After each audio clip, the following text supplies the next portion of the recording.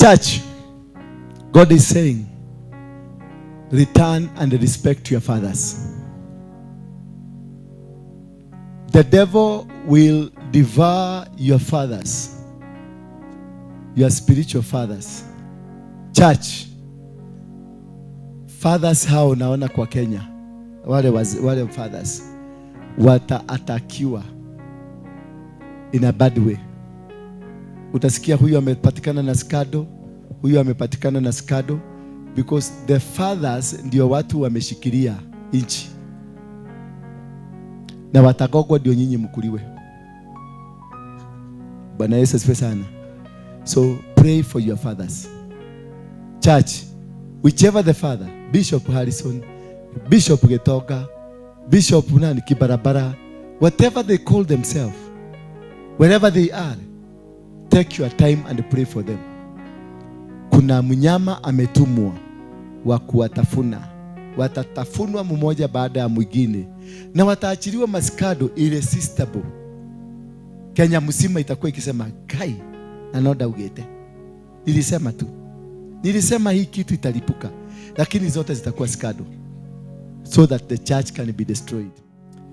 This year utaona mabishop wengi na mapasta wengi ambao walikuwa kwa shetani wakijitakasa life.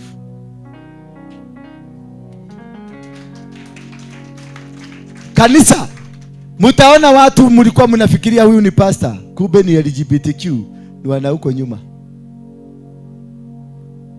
Watajitakasa, maana ile vitu wataletewa na hao watu, it will be irresistible. Wataambiwa tunakupatia 500 million na wewe takasa. Watajitakasa. Hallelujah.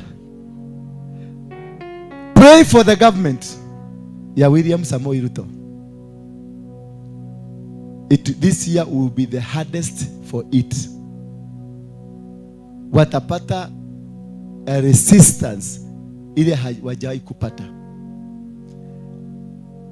Wasipotoka kwa laini ya Mungu watatoboa, lakini wakitoka kwa laini ya Mungu, Mungu atawaondokea. Maana waliingia na tiketi ya Mungu, lakini walipofika kule wakakaa na shetani.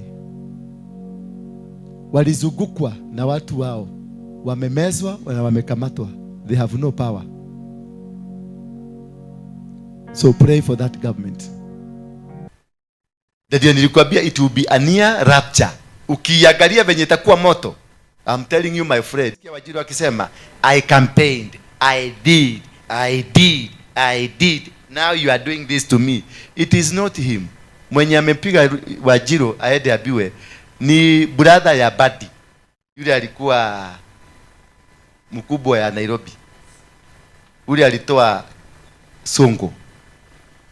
Brother yake ndio MD hapa kwa Lerwe. Na aliwekwa hapo strategically because ya ile agenda ya Waislamu. Hapa wanataka kujenga kitu inaitwa Lerwe City.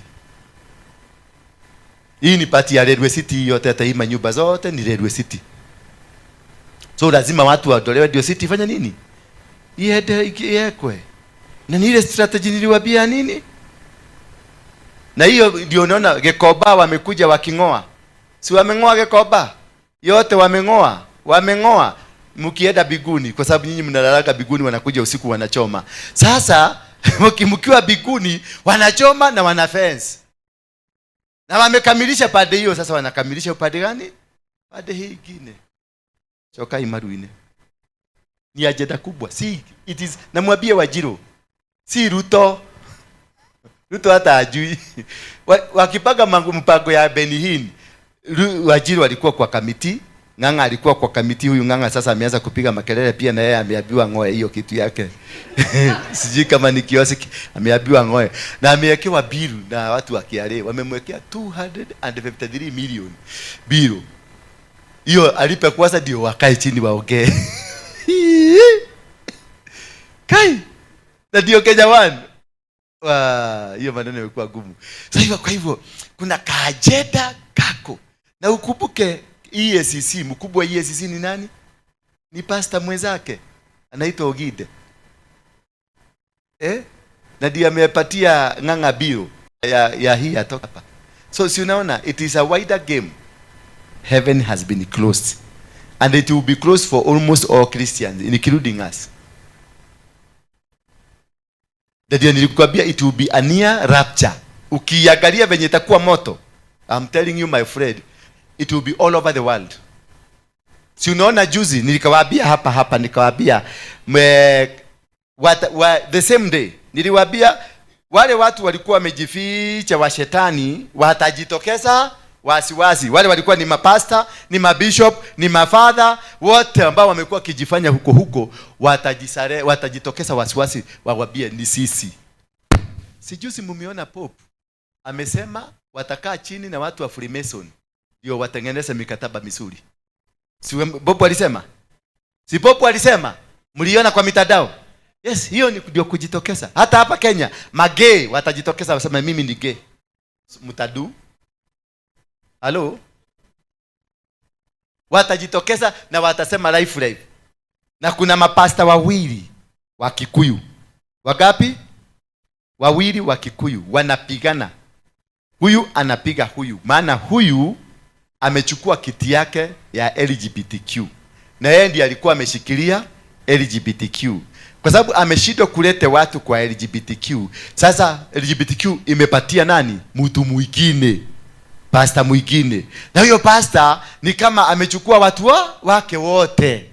Bwana Yesu asifiwe sana. So wamelimana na very soon watalipuana into the public. Kila watatu, huyu atasema wewe unafanya, na huyu aseme wewe unafanya.